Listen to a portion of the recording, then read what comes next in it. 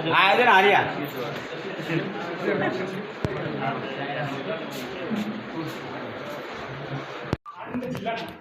Sir पहला आवेदन निकल तो પછી રજૂઆત કરો એ વિડિયો લઈ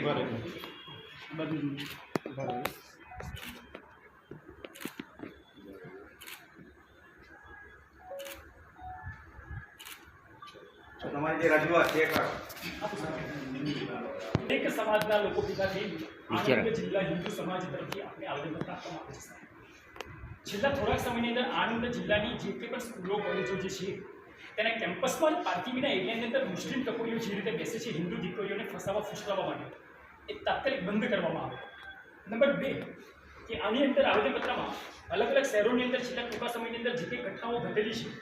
જેમ કે આણંદની અંદર એક સાથે 3 ઘટનાઓ ઘટી તો હમણાં એનએસ કોલેજની અંદર જે મારામારીની ઘટના ઘટી કોલેજના સ્ટુડન્ટો આંદોલન કરતા છે એમાં બધા મુસ્લિમ ટકોરીઓ અંદર ગયા। ત્યાર પછી જે ઘટના ઘટી છે એક તો પરમ દિવસે સીપી પટેલ કોલેજની બહાર અને એનએસ પટેલ કોલેજની બહાર પણ જે મુસ્લિમ ટકોરીઓએ કોલેજના છોકરાઓને બહાર ખેંચીને જે માર મારવામાં આવેલો છે એ ઘટના ખૂબ જ નિંદનીય છે। બીજું 1.5 મહિના પહેલાં ચીખોતરાની અંદર એક મર્ડર થઈ છે। મર્ડર સાથે અમને કોઈ લેવા દેવા નથી, પોલીસનું કામ કરતી, પરંતુ અચિંતાનું 2 મહિના પહેલાં કહેવા તેવા મુસ્લિમ કટ્ટરવાદી લોકોએ ભેગા થઈને પ્રેસ કોન્ફરન્સ કરી અને એ પ્રેસ કોન્ફરન્સની અંદર આણંદનું બંધનું એલાન આપવામાં આવ્યું। તો આ આણંદ જ્યારે પોલીસનું કામ કરે છે તો બંધનું એલાન આપીને જે ઘણા સમયથી જે શાંતિને દોડવાનું કામ નહોતું કરવાનું એની અંદર જે કટ્ટરવાદી મુસ્લિમો જે પ્રેસ કોન્ફરન્સનું આયોજન કરે છે ક્યાંક ને ક્યાંક student Islamic movement of India એટલે કે સ્ટીમીના આતંકવાદી એજન્સી સાથે જે તે વખતે સંકળાયેલા છે અને એ પોલીસના રેકોર્ડ ઉપર આણંદ જિલ્લાના પોલીસના રેકોર્ડ ઉપર એ છે। બીજું કે બીજા નંબરનો જે વ્યક્તિ આ બંધના એલાનને સમર્થન આપવા માટે જે સંસ્થાઓના નામ બોલે છે એને આણંદને કોઈ લેવા દેવા નથી। એ વ્યક્તિ પોતે નડિયાદનો અને બોલે છે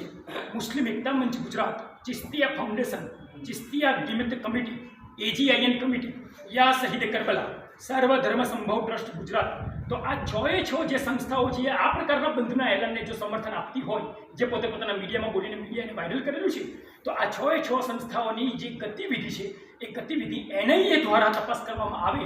અને આગામી દિવસોની અંદર શ્રાવણ મહિનો આવી રહ્યો છે તો અમારા હિન્દુ સમાજના વાર તહેવારો આવી રહ્યા છે। ખંભા છે, પેટલા પાસે ગોરિયા છે, ઉમરેઠ છે, સામાન્ય બાબતોમાં સામેથી એ લોકો છમકલા કરતા હોય છે અને છમકલાની અંદર લો એન્ડ ઓર્ડર સાચવવા માટે પોલીસ ક્રોસ ફરિયાદ કરતી હોય છે। તો ક્રોસ ફરિયાદ ન કરે અને ખરેખર જે લોકો દોષિત છે એ લોકોની ઉપર કાયદેસરની કાર્યવાહી કરે અને મુક્ત મને અમને અમારો ઉત્સવ ઉજવવા દેવા માટે પ્રશાસન અમને મદદ કરે એ પ્રકારની વિગત સાથે સમગ્ર આણંદ જિલ્લા હિન્દુ સમાજના અલગ અલગ જ્ઞાતિ અને અલગ અલગ સમાજના લોકો આપ સૌને આવેદનપત્ર આજે આપી રહ્યા છે।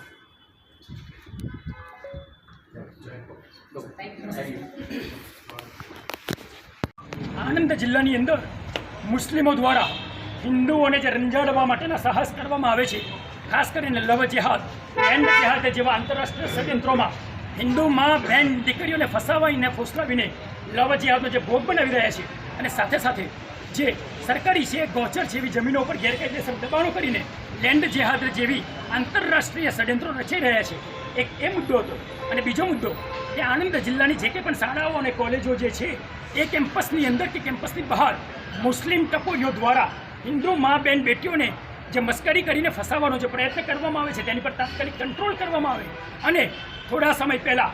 ચીખોતરાની અંદર જે ઘટના ઘટી એના લઈને કોઈ જ પ્રકારની કોઈ પ્રોબ્લેમ ન હોવા છતાં આણંદ જિલ્લાની અંદર અમુક કટ્ટરવાદી મુસ્લિમો દ્વારા બંધનું એલાન જે આપવામાં આવ્યું એ બંધના એલાનની અંદર અમને પોતાને કેવી શંકા છે કે આગામી દિવસોમાં જ્યારે હિન્દુ સમાજના વાર તહેવાર પ્રસંગો શરૂ થાય છે ત્યારે આ પ્રસંગોની ઉપર કંઈક ને કંઈક શાંતિ દોડવાનો પ્રયાસ આ દ્વારા કરવામાં આવેલો છે અને એ બંધના એલાનમાં જે સંસ્થાઓએ સમર્થન આપેલું છે તે સંસ્થાઓની નાણાકીય